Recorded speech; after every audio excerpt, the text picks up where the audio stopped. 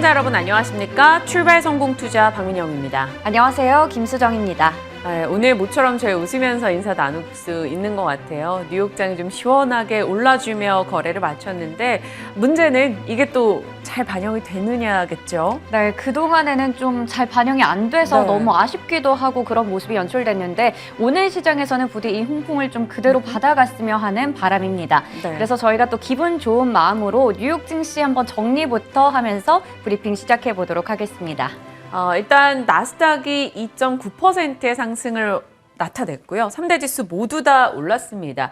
오늘 장은 심플합니다. 올라선 이유 결국에는 유가가 될 텐데요. 장중에는 9% 정도 빠졌고요. 결국 종가상으로도 6% 정도 하락하면서 배럴당 $100 아래로 WTI가 내려왔습니다.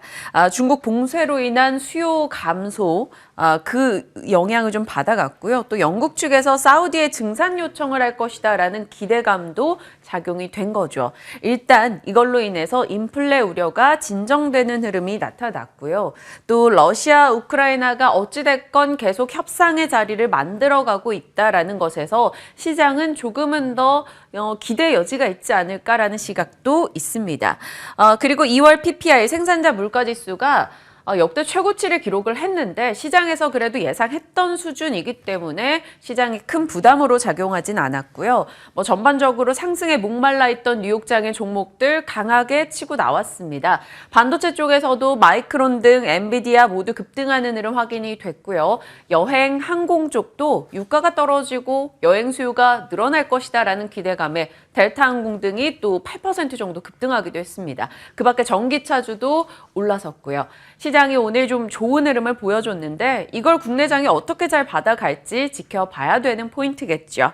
자, 반면에 좀 부담 요소들도 분명히 있습니다. 넘겨보시면 우리 선전의 봉쇄 이야기 어제 나눴던 바가 있죠. 근데 사실상 상하이도 봉쇄다라는 얘기도 나오고 있습니다. 이 화면에 보이시나요? 정말 이게 다 사람이거든요. 한 건물에서 확진자 한 명이 나왔다라고 하자 그 건물 전 시장에 있는 5만여 명을 중국은 모두 나가지 못하게 문을 걸어 잠궜습니다. 그리고 5만여 전부가 PCR을 받고 음성인 게 확인이 될 때까지 이 건물에 묶어놨다라고 하는데요. 그만큼 지금 중국은 제로 코로나 정책을 더 강경하게 쓰고 있는 상황입니다. 상하이도 사실상 봉쇄다라는 얘기가 나오고 있는 이유가 21일부터 무려 5월 1일까지 상하이로 들어오는 그 공항의 5개 항공사 22개 노선 106편의 항공을 모두 분산 입국시켜서 다른 공항으로 보낸다라고 합니다. 그로 인해서 선전과 같이 상하이와 같이 계속해서 이런 강한 조치가 다른 도시까지 번질 것이다. 그러면 소비주도 타격을 받겠지만 생산 기지 문제, 물류, 항공 쪽까지 같이 영향을 받아갈 수 있다라고 시장은 얘기합니다. 이게 어떻게 흘러가는지 계속 한번 예의주시할 필요는 있을 것 같아요. 자, 그리고 오늘은 러시아 디폴트에 대한 이야기도 한 번씩 나올 겁니다. 지속적으로 짚어드렸었죠. 블룸버그에서 러시아는 3월에 달러화 표시 국채이자 9천억 원을 지급해야 된다. 그런데 바로 오늘이 1,450억 원 정도를 지급해야 되는 날입니다. 옵션으로는 루블화 상환 옵션이 없는데 러시아 측에서는 루블화로 지급하려고 하고 미국이나 서방에서는 이거 우리는 루블하면 받지 않겠다. 만약 그럴 경우에는 너희는 디폴트다라고 얘기를 하고 있는 상황이죠. 이자 상환이 실패하게 된다면 앞으로 186조 원의 외화 부채가 연쇄 디폴트를 가져올 것이다 라는 시장의 시각도 있습니다. 어찌 될지 상황 한번 지켜보죠. 자, 그리고 시장에서 어제 섹터별 움직임 좀 들여다보면 운송 쪽이 분위기가 좀 사뭇 달랐습니다. 육해공 다 달랐어요. 항공 쪽은 어제 국내에서도 굉장히 좋았죠. 아시아나항공, TA항공 다 치고 나가는 흐름이 확인이 됐고 반면에 해운주는 어제장 좀 많이 밀렸습니다. HMM 8%, 페노션도 떨어졌고요. 자동차는 늘 그렇듯 지지부진했습니다. 제대로 오르지도 내리지도 못하면서 계속해서 저점을 좀 더 아래로 끌고 가는 흐름이 확인이 됐죠. 왜 이런 흐름들이 나왔는지 어제장을 살짝 들여다보죠. 일단 항공 쪽은 무격리 입국에 대한 기대감으로 인해 항공권 예매가 지난해 동기 대비 한 900% 늘었다라는 소식이 들려왔고요. 러시아행 노선 운항이 중단되면서 우회해서 가게 되니까 결국 운임 비용이나 이런 게 올라가지 않겠냐 이런 기대까지 등장을 했습니다. 해운 같은 경우는 중국이 봉쇄되면서 이 선전 같은 경우는 중국에서 항만 이 3위 정도 된다라고 하더라고요. 그러다 보니까 그 출하 물품 수요가 감소하는 것에 대한 타격 이야기 나왔고요. 지금 선전이 락다운을 걸었는데 이 시기가 해상 운송의 성수기 진입 시기라서 좀 부담이 된다라는 얘기도 있습니다. 자동차는 반도체 부족했는데 러시아 전쟁 나서 러시아발 타격도 있었는데다 이 중국이 봉쇄되면서 거기에서 관련한 부품 조달 어려워서 좀 감산에 들어간다라는 얘기가 나오면서 또 같이 영향을 좀 받아가고 있는 거죠. 자동차에 대한 전략은 저희 지속적으로 얘기를 해봤었기 때문에 좀 빼놓고 항공과 해운에 좀 더 초점을 맞춰서 오늘 풀어보겠습니다. 전세 역전이라고 해야 될까요? HMM과 대한항공 보시면 수정앵커 쪽에서 HMM이 치고 나가는 시기에 대한항공은 떨어졌고 대한항공이 치고 나온과 동시에 HM은 또 탄력이 떨어졌다. 그러면서 지금은 전세 역전이 나타나고 있다라는 표현을 써봤습니다. 앞서 나열했던 갖가지 이유들이 맞물린 게 되겠죠. 하지만 항공에 대해서 조금 의심스러운 게 있어요. 지금의 상승 분명 반갑긴 한데 우리가 항공주를 볼 때 어떤 포인트를 갖고 가는가를 좀 봐야겠죠. 유가도 볼 거고요. 여행 수요, 전쟁, 전염병 그리고 환율이 있습니다. 지금 나름 다들 안정을 찾아가는 분위기입니다만 환율이 좀 남아있죠. 환율 상승은 항공주에게는 수익성 악화로 이어집니다. 달러 표시 부채나 항공유 달러 지급 등 때문이겠죠. 이 부분이 안정되는지도 우리 좀 보면서 항공주에 대해서 계속 예의주시해야 될 것 같고요. 해운주에 대해서는 기대를 계속 가져가고 싶은 분들이 많으실 것 같아요. 미련이라고 하죠. 지금 흐름이 살짝 꺾이긴 했습니다만 그래도 여전히 긍정의 목소리가 해운주는 나오기 때문입니다. 지금 컨테이너 적체 현상이 심하긴 한데 이건 결국 운임이 높은 상태로 꽤나 오래 유지될 것이다 라는 시각이 있습니다. 신영증권의 의견인데요.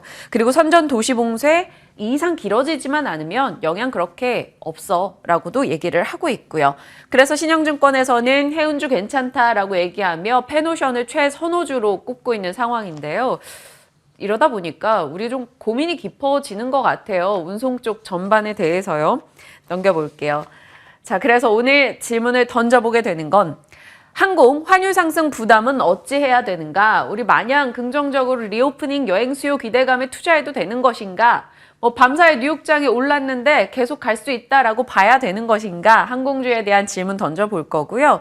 해운 같은 경우는 2020년 3월에는 코로나 발생했고요. 2021년에는 수에즈 운하가 막혔습니다. 그리고 이번에는 중국이 봉쇄됐어요. 3월 달마다 계속 악몽이 반복되고 있는데 이번에는 하락 금방 극복할 수 있을지 좀 지켜보자라는 거고요. 만약에 해운주를 선택한다면 HMM이냐 페노션이냐 지켜봐야겠죠. 일단 두 종목 모두 다 2월부터 해서 한 60% 이상 올라왔거든요. 어느 쪽에 더 선택지를 둬야 될지 이야기 나눠보겠습니다. 운송 얘기하다 보니까 말이 길어졌어요. 네, 이번에는 제약바이오 얘기를 오랜만에 해보려고 합니다. 네. 우리 또 전쟁 리스크와 물가 상승, 중국 이슈 등등으로 인해서 제약바이오 쪽이 좀 잊혀졌다라는 생각이 맞아요. 드는데 사실 이제는 좀 제약바이오의 계절이 오지 않았나라는 생각이 들어서 준비해봤습니다. 지금부터 시작해 볼 텐데요. 지난 3월 10일에 제가 전해드렸던 브리핑, 바로 이 셀트리온의 최종 판결 시나리오를 얘기를 드렸었는데 네. 정말 두 번째 시나리오대로 이야기가 잘 풀렸습니다. 지난 11일에 증권선물위원회가 이 고의성이 없는 과실이다라고 발표를 했고요. 그러면서 증권가에서는 셀트리온에 대해서 긍정적인 리포트가 쏟아져 나왔습니다. 그중에서도 KB증권에서는 셀트리온에 대한 불확실성이 완전히 해소가 됐다. 그리고 이러한 부분들은 오히려 제약바이오 쪽의 섹터의 투자 심리 개선까지 이어질 수 있다라고 밝혔습니다. 더불어 제약바이오 쪽은 여러 가지 성장 모멘텀을 가지고 있는데요. 한번 보겠습니다. 보겠습니다. 제가 표를 통해서 한번 구분을 해봤는데 불확실성이 완전히 해소된 쪽이 바로 셀트리온 그룹주겠죠. 이 해소가 됐다라는 소식이 전해지면서 11일에는 상승세를 보이기도 했지만 어제 장에서는 조금 그래도 차익이 나오는 모습이었습니다. 그리고 HLB 같은 경우에도 지난 2년 동안 이어졌던 불공정 거래 의혹에 대해서 검찰이 어제 무혐의 처분을 내리면서 주가는 HLB 그룹주 모두 다 같이 올라갔습니다. 7에서 8% 넘는 강세를 보이기도 했고요.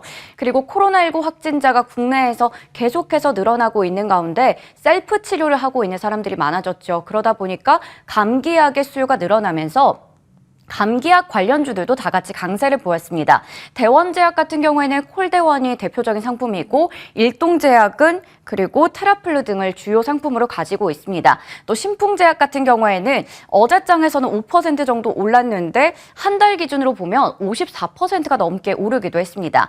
이외에도 임상과 신약에 대한 기대감 때문에 올라가는 종목들도 있는데요. 박셀바이오도 있고 알테오젠도 있고 프레스티지 바이오 파마도 있습니다. 이 박셀바이오 같은 경우에도 한 달 동안 36%가 넘게 올랐고요. 또 앞서 필식 코너에서 김도영 어드바이저가 소개하면서 또 큰 수익을 얻은 그런 종목이기도 합니다. 네. 또 알테오젠도 한 달 동안 13% 정도 오르기도 했고요.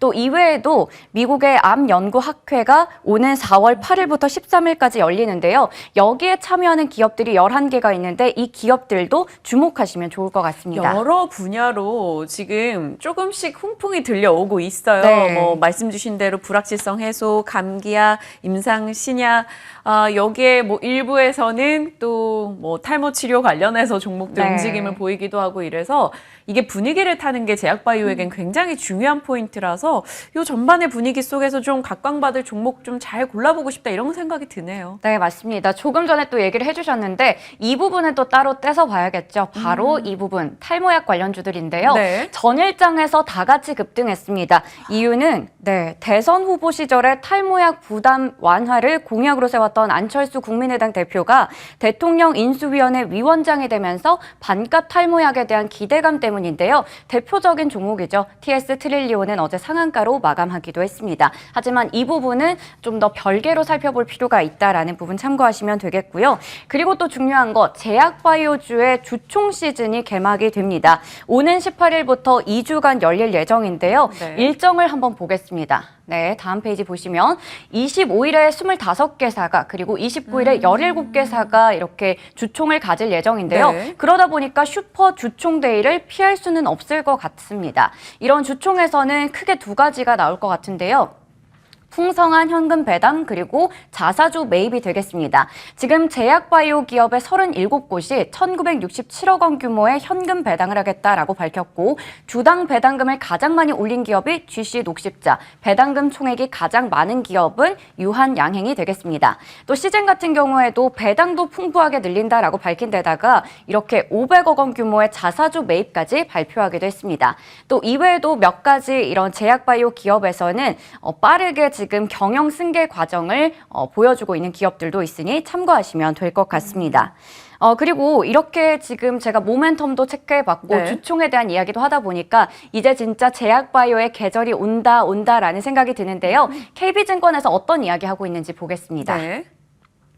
네, KB증권에서는 이렇게 몇 가지 이유를 제시했는데요. 첫 번째로 불확실성 해소됐다라는 얘기 제가 앞서 전해드렸고 학회 모멘텀 가지고 있다라고 합니다. 거기다가 중소바이오텍의 기술 이전에 대한 기대감까지 살펴볼 수가 있겠고요. 또 1년 동안 제약바이오 이 지수 자체가 15%가량 빠졌었거든요. 그러다 보니까 밸류에이션에 대한 부담이 어느 정도 상대적으로 적다라고 보고 있는 겁니다. 그러면 제약바이오주의 계절, 우리 이제는 좀 제약바이오에 네. 다시 관심을 가져도 되는 시기가 아닐까라는 생각이 드는데요.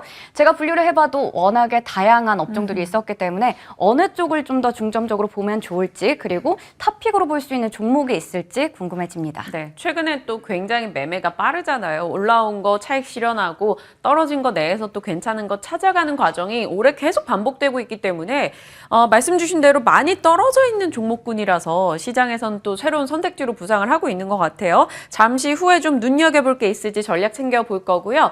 자, 끝으로 시장에서 가나 궁금한 섹터들. 어제는 이거 좀 강했잖아요. 한세실업 등을 비롯해서 동남아 생산기지 재개 희망이 이들 종목군은 어디까지 끌어올려줄 수 있을지, 어제에 이어서 연속성을 띌 수 있을지 한번 봐야겠고요. 그리고 어제 시장에서 또 상대적으로 강했던 게 미용, 의료기기 관련한 업체였습니다. 하이로닉도 10% 이상 상승이었는데 이게 반짝 상승인지 아니면 증권가 보고서대로 올해 정말 이쪽 수요가 늘어나서 괜찮은 건지 궁금하고요. 2차 전지요. 매일같이 빠진다 얘기했는데 오늘 밤에 테슬라, 루시드, 리비안 다 올랐거든요. 이거 우리도 좀 반영을 해서 오늘은 좀 올라갈 수 있을지 잠시 후에 저희 출발 성공 투자 전략의 각가지로 한번 녹여서 챙겨보도록 하겠습니다. 수정 앵커는 뭐가 제일 오늘 궁금하세요? 저는 오늘은 의류 쪽을 한번 보고 싶네요. 어제 또 영업 무역 같은 종목들이 관심을 많이 받았기 때문에 오늘까지 상승이 이어질지 기대가 됩니다. 네, 이 전반의 내용들 질문 안고 빠르게 한번 출발해 보겠습니다. 지금부터 전략 챙겨보시죠.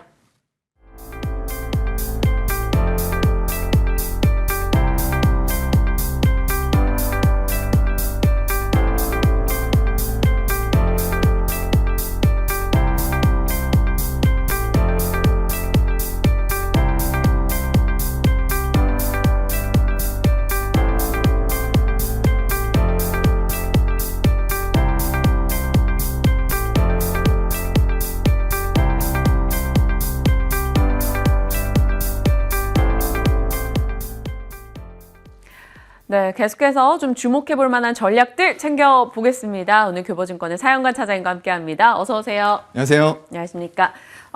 오늘 저희 다뤄볼 얘기 많이 준비되어 있고요. 돌발 질문도 있어요, 차장님. 자, 첫 번째 이슈부터 열어보겠습니다. 항공주. 지금 운송 쪽의 분위기가 좀 어제 좀 극명하게 갈렸어요. 해운은 떨어지고 항공주는 올라가면서 약간의 전세 역전을 해낸 느낌인데 항공주 상승에 지속성을 띌 수 있을지도 궁금하고요. 해운주가 이렇게 탄력이 확 꺾였는데 이거 다시 회복하고 갈 수 있을지도 궁금하고요. 네, 맞습니다. 일단 항공주 유가가 굉장히 급등락하는 모습들을 보여주고 있어요. 어느 정도는 이미 예상이 좀 됐었죠. 지정학적인 리스크가 불거지면서 굉장히 큰 폭으로 급변하는 모습들을 보여줬는데 이게 다시 한번 급락하는 모습들이 또 연출이 됐습니다. 거기다가 지금 정부에서는 21일부터 백신 접종한 사람에 대해서 해외 입국자 자가 격리를 면제를 해주겠다. 그 부분이 나오면서 이 리오프닝에 대한 기대감들을 더욱 키우는 이런 모습들이 좀 같이 나왔던 것 같고요. 그러면서 여객 수요에 대한 증가, 그 부분이 좀 기대감으로 커진 것 같습니다. 근데 이제 이런 부분도 좀 생각을 해봐야 될 것 같아요. 제가 항상 리오프닝 관련해서는 말씀을 드리는 게 일시적으로 기저효과가 나온 이후에 과연 그 이후에도 이런 실적들이라던가 여객 수요가 계속적으로 있을 것이냐 이런 부분들에 대해서 좀 걱정이 되는 부분들이 있고요. 거기다가 이제 지금 항공 쪽에 부채 비율을 보게 되면은 굉장히 높아요. 지금 낮은 수준이 지금 뭐 대한항공 정도가 300%가 부채 비율이 넘어가고요. 정말로 이제 자본 잠식까지 이미 들어와 있는 기업들도 있어요. 이게 자본 잠식이라는 거는 적자가 누적이 되면서 잉여금이 마이너스로 되고 자본 총계가 납입한 자본금보다 작아지는 상태를 말하거든요. 그게 자본 잠식이라고 하는데 이러한 상태에 들어와 있는 기업이 이미 제주항공, 진에어 같은 LCC, 로우코스트 카고 쪽이 이미 들어와 있다는 거예요. 그리고 아시아나 같은 경우에도 조금 이제 큰 편에 속함에도 불구하고 부채 비율이 3,800%가 넘습니다. 이러한 부분들, 부채 비율이 상당히 조금 우려스러워 보인다라는 부분이고요. 다만 이제 모회사단에서 지원을 자금 지원, 수혈이라던가 이런 부분 해줄 수 있는 회사들은 괜찮은데 과연 이러한 여객 수요, 반짝 여객 수요 이후에도 이런 실적들을 계속 내면서 지금의 부채 비율로 버틸 수가 있을 것이냐 이런 부분들에 대해서는 조금 기업별로 나눠서 봐야 되지 않을까라고 생각을 합니다. 그러면 항공 전반에 대해서는 좀 보수적으로 잡고 가시는 거예요? 네, 아무래도 그럴 수밖에 없을 것 같고요. 그동안에 여객 수요가 없을 때에도 항공 쪽의 화물로 실적을 내왔던 대한항공 같은 경우를 저는 계속적으로 로우코스트보다는 탑픽으로 뽑고 싶습니다. 네, 대한항공 항공 섹터 내에서는 그나마 안정성을 갖고 가는 종목이다 보니까 거의 다수의 이 전문가 전략가 분들께서는 대한항공에 대해서만 좀 긍정의 시각을 압축해주고 계시니까 참고하시길 바라겠고요. 해운은 어떨지 궁금해요. 정말 2월부터 뭐 H&M 페노션이 65% 정도 다 올라왔었거든요. 맞아요. 그러다가 어젠 또 확 꺾였습니다. 중국 영향도 있다라고도 하고 근데 뭐 3월 달마다 반복된 악재를 늘 약간씩 잘 극복하고 갔었거든요. 네. 이번에도 좀 금방 극복할까요? 아니면 글쎄요. 급등 일단은 부담을 느낄까요? 그 화학주 혹시 기억하세요? 피크아웃 화학주가 때문에. 피크아웃 네. 우려가 나오면서 굉장히 높은 목표가를 계속 냈음에도 불구하고 확 꺾이고 살아나지 못하는 모습들을 보여줬어요. 네. 해운 쪽에 대해서도 저는 조금 이제 그런 부분들이 우려가 된다. 그런 우려감들이 어제 주가를 좀 폭락시킨 배경이 아니었나라고 생각을 합니다. 그래서 보게 되면은 상하이 컨테이너 운임 지수는 지금 전주 대비해서 2.6% 하락을 했어요. 네. 연속적으로 하락한 걸 보면은 지금 8주 연속으로 컨테이너 운임 지수가 꺾이고 있는 거거든요. 컨테이너는 꺾이지만 네. BDI는 계속 올라오고 있는데요. 네, 그래서 이거 두 개는 별도로 보셔야 돼요. 따로따로. 네, 컨테이너선과 그리고 어떤 벌크선 쪽은 자체가 다르거든요. 지금 이제 화두가 되면서 떠올라가고 있는 것은 아무래도 러시아, 우크라이나 지정학적인 리스크 때문에 원자재를 주로 운반하는 벌크선 쪽이 조금 주목을 받고 있는 거예요. 하지만 어제같이 큰 폭으로 꺾일 때는 좀 같이 꺾일 수밖에 없는 그런 시장이었다고 보고요. 그래서 아직도 사실 상하이 컨테이너 운임 지수가 높은 편이긴 해요. 1년 전 대비했을 때는 여전히 미국이라던가 유럽 노선이 3배 이상 상승을 해 있는 상황입니다. 네. 그만큼 고점에 있는데 일단은 고점으로 가던 기울기의 각도가 자체가 조금 꺾이고 있다는 거죠. 그러면서 화학과 마찬가지로 좀 피크아웃 우려가 나오고 있는 그런 상황인 것 같고요. 중국에 지금 수출하는 미국의 유럽향 이런 것들이 지금 하역장의 기준으로 봤을 때 이게 미뤄지면서 운임이 상승이 됐던 부분이거든요. 네. 그런데 지금 미주 서한 항만의 적체 현상을 보면은 조금 개선되는 모습들이 뚜렷하게 나타나고 있어요.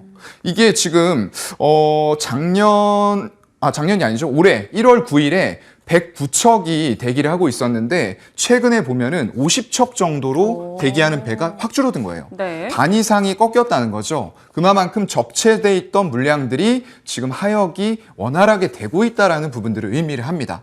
그렇다고 하면은 이런 부분에 있어서 꺾이고 있는 8주 연속으로 꺾이고 있는 상하이 컨테이너 운임 지수가 추가적으로 더 떨어질 가능성도 현재로서는 배제를 할 수 없다. 이런 부분으로 좀 보이고요. 그래서 유럽의 미주 이런 주요 노선의 운임이 조금 약세 쪽으로 돌아서는 모습들을 또 보여주고 있어요. 근데 아까 말씀해 주셨던 대로 이제 BDI 지수, 발틱 지수라고 하는데 이건 지금 괜찮아요. 네. 지난주 대비해서 26% 이상 급등을 했습니다. 왜일까요? 아까 말씀드렸던 대로 원자재입니다. 바로 원자재인데 이게 지금 계속적으로 평화 실무 협상이 되고 있잖아요. 그렇다고 하면은 언젠가는 지금 그 러시아가 이제 디폴트 선언을 할 수도 있다라는 예측들도 계속 나오고 있거든요. 그렇다고 했을 때 결국 러시아가 항복하고 백기 들고 이 사태가 해결이 된다고 하면은 유가가 급상승, 급하락했던 만큼 발틱 운임 지수도 마찬가지로 움직일 수가 있다. 이런 얘기가 되겠죠. 그렇기 때문에 지금 현재는 뭐 꼭 그것만은 아닙니다. 그 러시아와 우크라이나의 지정학적인 리스크 외에도 브라질산의 철광석 수요가 증가하고 있는 부분들도 있지만 여전히 지정학적인 리스크가 크게 작용하면서 발틱 운임 지수가 큰 폭으로 급증한 모습은 맞거든요. 그렇기 때문에 이러한 부분에 있어서 결국에는 어떤 이슈가 해결되는 시점에서는 발틱 운임 지수도 꺾일 수 있다. 그렇다고 하면은 상하이 컨테이너 운임 지수가 꺾이는 것과 별개로 움직이지 않을 수도 있다라고 저는 생각을 하거든요. 그래서 일단은 최근에 또 나온 뉴스가 그 수익성 높은 벌크선이 수익성이 높아요. 네. 그쪽에서 국내 중견 해운사인 폴라리스 쉬핑 2대 주주의 지분 매각이 있었는데 최근에 해운 업황이 워낙에 좋다 보니까 예비 입찰 쪽으로 많이 들어왔거든요. 그러한 부분들도 있긴 하지만 여전히 피크아웃에 대한 우려는 남아있다라고 생각을 하시면 좋을 것 같습니다. 운임에 대해서는 연속성을 띌 수 있을지에 대해서 의문을 갖기 때문에 일단 해운주에 대해서도 그리고 항공주에 대해서도 조금 보수적으로 주셨고 항공주 내에서는 그나마 대한항공은 긍정이다라고 답변 정리하겠습니다. 자, 두 번째 이슈 가겠습니다. 이것도 정말 어려운 분야예요. 제약바이오, 여기저기서 이런저런 모멘텀으로 다 조금씩 움직임을 보여주는데 괜찮은 거 있을까요? 솔직히 말씀드리면은 저도 이쪽 전공이 아니라서 그런지 리포트 나오는 것들 읽어보고 해도 솔직히 잘 어렵죠. 모르겠어요. 네, 맞아요. 그리고 어떤 확신을 가지고 투자하기에는 결국에는 어떤 임상보다도 라이센스 아웃이 이루어져야지만 재무제표상의 숫자가 찍히게 되는 거거든요. 네. 결국엔 기술 수출이 돼야지만 되는 거예요. 근데 그거를 조금 알 수가 없는 분야, 너무나도 예측하기 어려운 분야가 이런 신약 분야인 것 같아요. 그래서 저는 이제 이쪽엔 솔직히 많은 비중으로 투자를 하진 않거든요. 근데 이번에 이제 아마케가 있어서 그 내용들을 조금 정리를 해봤습니다. 최근에 아까 말씀해 주셨던 대로 여러 가지 불확실성들이 뭐 HLB나 셀트리온 그룹 쪽에서 제거되는 모습들이 나오고 있고요. 네. 어떤 임상, 진입 이런 부분들도 얘기가 계속 나오고 있어요. 마침 이제 4월 8일에서 13일까지 미국에서 국제 아마케가 열리는데요. 세계 3대 아마케에 속합니다. 전 세계 500개 이상 기업이 참여를 할 정도로 굉장히 큰 규모로 열리고요. 3년 만에 이게 결국에는 대면 형태로 열린다라는 기대감들도 조금 커지고 있는 것 같아요. 아무래도 비대면으로 얘기하는 것보다는 얼굴을 서로 맞대고 얘기하는 게 기술 수출의 가능성이 높지 않겠느냐, 이런 얘기들도 좀 나오고 있는 것 같고요. 그래서 최근에 국내 기업들이 굉장히 다수가 이런 신약 쪽, 항암 신약 쪽으로 뛰어들고 있어요. 근데 이게 참 만만치 않은 분야라고 생각이 돼요. 1상, 2상, 3상을 통과할 때마다 점점 더 바늘구멍 통과하는 식으로 해서 100개 기업 중에 하나 정도만 최종 1개, 2개에 들어간다고 하거든요. 네, 그래서 굉장히 좀 어려운 상황이라고 보이고요. 저는 이제 좀 내용들 한 2가지 정도만 보면은 네. 레고캠 바이오가 있어요. 특정 함항 표적 단백질을 타깃으로 해서 항체 약물 접합제라는 물질인데요. 이게 동물 실험 결과를 이번에 공개한다라는 소식들, 거기다 기존에 어떤 기술 수출 이력도 있는 기업이기 때문에 좀 말씀을 드렸고요. 또 ABL 바이오라는 기업은 한미약품과 공동 개발을 진행을 하고 있는데 이중항체 면역 항암의 후보 물질을 이번에 소개를 한다고 합니다. 그래서 어려운 분야긴 한데 이런 것들에 대해서 너무 투기적인 접근보다는 조금 수급적으로 기관과 외국인들이 들어가는 종목들에 대해서 내용을 한번 살펴보시고 투자의 타이밍을 찾아보시면 어떨까 싶습니다. 어제 이 한상혁 차장님도 ABL 바이오에 대해서 네. 이중항체 얘기하면서 좀 긍정의 이야기를 주셨는데 두 분의 시각이 조금은 모였기 때문에 이 종목도 좀 잘 지켜보겠습니다. 이어서 차장님의 픽으로 가야 될 것 같아요. 네. 오늘 연관 스픽 어떤 건지 넘겨보겠습니다. 윤당선인 수혜주, 건원풀 중 제일은 플랫폼이다. 플랫폼 어떤 거요? 플랫폼 요즘에 상당히 좋은 탄력을 보여주고 있는데 인터넷 대표주가 되겠죠. 네이버, 카카오예요. 네. 기술적으로도 제가 이제 뭐 방송에서 여러 번 말씀을 드렸는데 지수가 120주선 찍을 때 네이버, 카카오도 120주선 지지받고 외국인 기관 수급 들어오는지 확인하고 들어가자라고 말씀을 드렸거든요. 정확하게 찍고 반등 중인데 지금 카카오 같은 경우가 네이버보다 탄력이 훨씬 더 좋습니다. 이제 이런 부분에 있어서 정부 차원의 어떤 플랫폼 규제 완화 가능성, 윤 당선인에 의한 그런 규제 완화 부분들이 이슈가 좀 되면서 외국인 기관들이 그날 큰 폭으로 올라오면 수급이 들어오면서 8%씩 각각 네이버와 카카오가 상승하는 모습들을 보여줬어요. 하지만 그 이후에 연속적인 외국인들의 수급 현상은 카카오 쪽으로 더 쏠리고 있다는 말이죠. 네. 상당히 수급적으로 일단 카카오에 더 관심을 두고 있다라고 보이고요. 이게 김범수 의장이 의장직을 사임을 했어요. 그러면서 글로벌 확장에 힘을 보태기 위한 전략적인 부분들을 고민을 하겠다라는 얘기가 또 나왔고요. 이게 결국에는 시장 친화적인 경영 쪽으로 기울어지고 어떤 주주들을 위한 환원 정책까지도 이어질 가능성이 충분히 있다라고 보입니다. 그래서 이게 장기 성과에 집중하면은 사모펀드에 팔았던 카카오 모빌리티 지분을 지금 되사오기로 그런 좀 뉴스들이 나오고 있는 상황들이고요. 향후에도 굉장히 유보금이 카카오에 많이 쌓여 있어요. 2019년 기준으로 3조 원이 넘는 수준의 현금이 들어있었거든요. 네. 그럼 지금은 아마 굉장히 더 많아졌겠죠. 이런 자금들을 바탕으로 굉장히 공격적인 M&A 횡보를 이어나갈 가능성이 높다. 그래서 지금 자리에서는 플랫폼 규제가 풀리고 기술적인 지지와 더불어서 외국인 수급이 다시 지분율이 늘어나고 있는 시점이기 때문에 접근이 가능한 시점이라고 보겠습니다. 그럼 목표가를 어느 정도 잡고 갈까요? 저희? 사실은 정고점까지 잡고 싶었는데 네. 이것도 좀 지나가는 가격으로 말씀드려야 될 것 같아요.